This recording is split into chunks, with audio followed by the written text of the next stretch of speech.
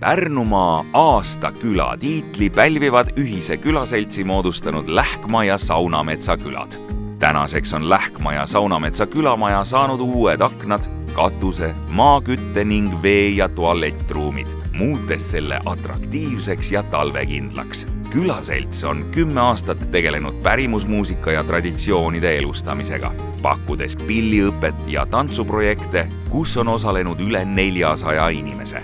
Noorte pillimeeste bänd Lähkma küla pillimehed on esinenud mitmel suurel sündmusel, sealhulgas laulu- ja tantsupeol. Külaseltsi fookus on viimastel aastatel olnud turvalisusel. Külamaja on registreeritud kerksuskeskusena, varustatud elektrigeneraatori ja vajalike ühendustega. Koostöös Päästeametiga on elanikke koolitatud kriisideks valmistuma.